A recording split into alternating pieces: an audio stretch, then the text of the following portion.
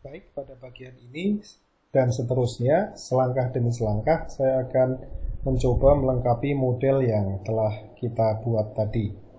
Jika di sesi sebelumnya kita sudah meng-highlight adanya struktur utama SEIR, maka di sini saya akan menambahkan beberapa fitur utama yang penting yang akan menggambarkan karakteristik penyakitnya.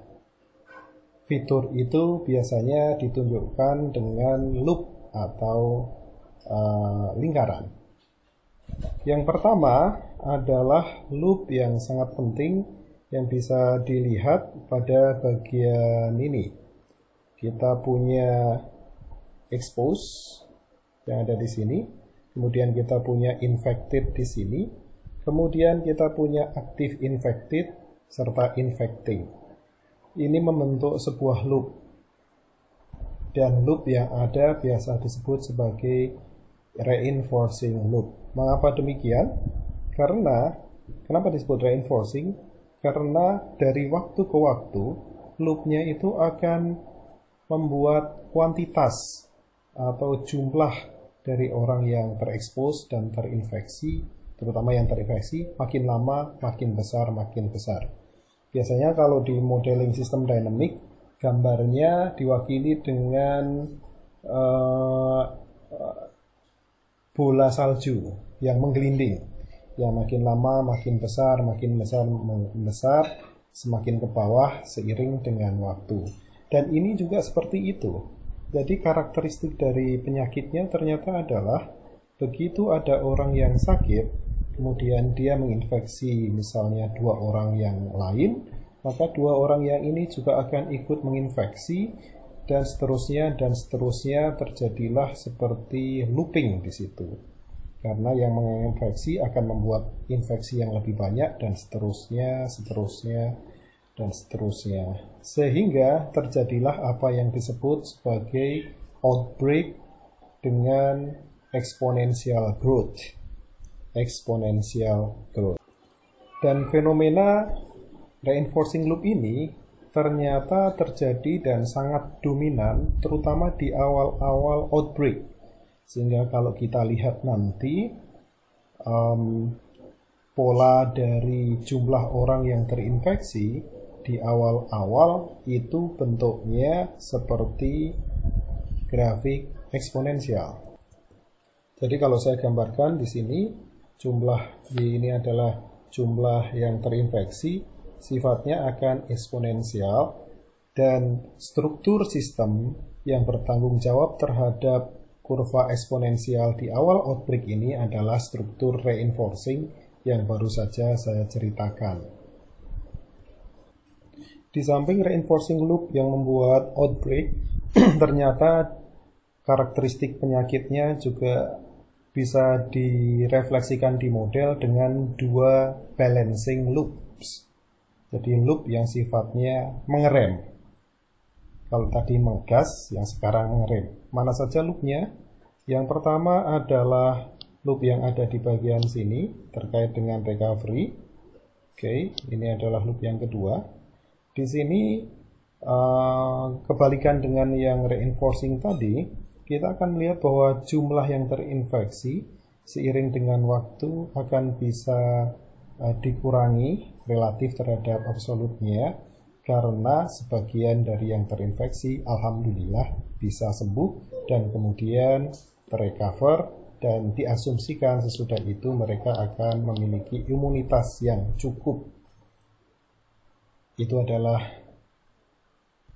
balancing loop yang pertama. Balancing loop yang kedua adalah bagian yang ada di sebelah kiri ini, terkait dengan jumlah orang yang susceptible, fraction susceptible, kemudian relative contact density, dan transmission rate.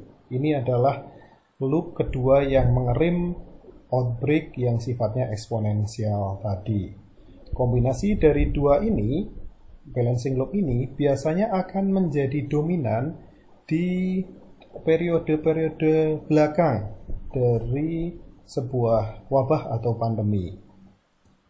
Jika kita gambarkan, Karena dia dominan di belakang, maka si balancing loop akan bisa mengatasi reinforcing loopnya, sehingga kurvanya menjadi tapering atau melandai di sini. Oke, sekarang coba kita lihat satu-satu yang ada di sini, di bagian sebelah kiri ini. Kenapa dia bisa menjadi balancing loop? Idenya seperti ini.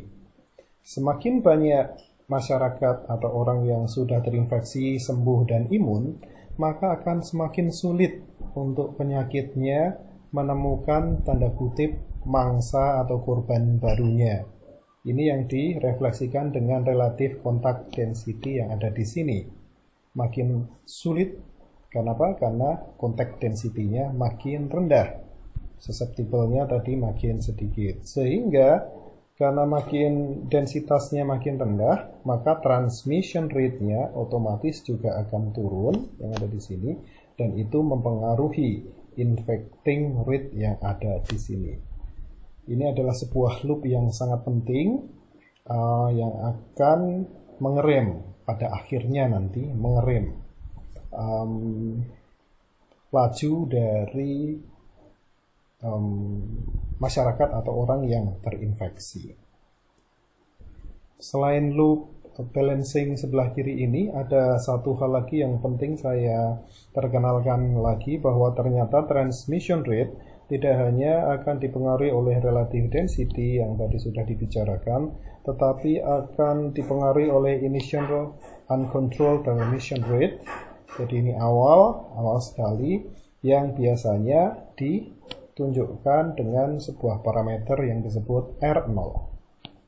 Silahkan googling, sangat terkenal kalau kita bicara pandemi, kemudian R0, maka kita akan temukan penjelasannya. Ide dasarnya adalah, contohnya begini saja, jika R0-nya sama dengan 2, artinya penyakit ini punya karakteristik sebagai berikut. Jika ada satu orang yang terinfeksi, maka dia akan menginfeksi 2 orang yang lain. 2 orang ini masing-masing nanti akan menginfeksi 2 orang yang lain, dan seterusnya, dan merebak menjadi sebuah exponential curve. Itulah ide dasar dari R0 yang menjadi initial uncontrolled transmission rate. Nantinya di model ini kami mengasumsikan bahwa transmission rate itu tidak akan berhenti atau konstan sebesar RO, karena akan dipengaruhi oleh relative density dari kontak yang ada.